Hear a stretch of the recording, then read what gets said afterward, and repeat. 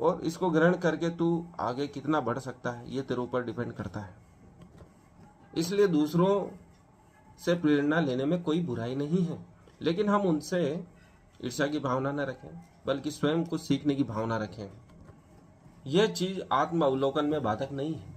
यदि आप दूसरों से कुछ सीखते हैं, उनसे कुछ बेहतर कर सकते हैं, अपने आप से बेहतर कार्य कर सकते हैं, तो यह सीखना उपयोगी हो सकता है। इसलिए लगातार बाहर भी देखते रहें समय मिलने पर, और आत्म अवलोकन भी आवश्यक है, जैसा कि कृष्ण कहते हैं अर्जुन से। भगवान कहते हैं 27वें श्लोक में 6ठे अध्याय में, जिसे ध्यान योग कहा गया है, प्रशांत मनसम येषम योगिनम सुख मुक्तमम उपैति शांतरसरम भूतम कल्मषम। अर्थात जिस योगी का मन मुझ में स्थिर रहता है, वह निश्चय ही दिव्य सुख की सर्वोच्च सिद्धि प्राप्त कर लेता है। वह रजोगुण से परे हो जाता है। वह परमात्मा के साथ अपनी गुणात्मक एकता को समझता है, और इस प्रकार अपने समस्त विगत कर्मों के फल से निवृत्त हो जाता है।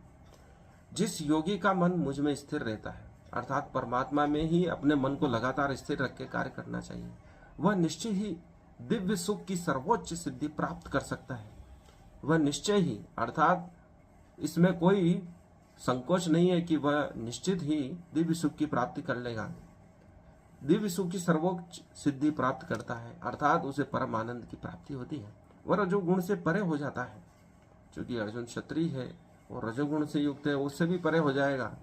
वह परमात्मा के साथ अपनी गुणात्मक एकता को समझता है, और इस प्रकार अपने समस्त विगत कर्मों के फल से निवृत्त हो जाता है। जो पूर्व में पाप किए उनसे भी वह मुक्त हो जाएगा। इसलिए कृष्ण स्पष्ट संदेश दे रहे हैं कि कोई टेंशन मत लो, पहले कितने भी पाप किए हों उनसे भी मुक्त हो जाता है, यदि वह परमात्मा से एकात्म भाव विकसित कर लेता है। क्योंकि गुणों में तो दोनों एक ही हैं। परमात्मा में सभी दिव्य तत्व अधिक मात्रा में है और हम में कम मात्रा में है। उनको बढ़ाना है, और हम एकात्म भाव से परमात्मा के साथ जुड़े हुए हैं ऐसा मानते हैं, तो हमारे सभी पाप मुक्त हो जाएंगे और उस परम आनंद को भी प्राप्त कर लेंगे।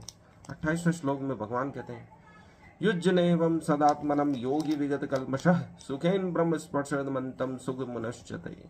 अर्थात इस प्रकार योगाभ्यास में निरंतर लगा रहकर आत्मसंयमी योगी समस्त भौतिक कल्मष से मुक्त हो जाता है और भगवान की दिव्य प्रेमा भक्ति में परम सुख प्राप्त करता है।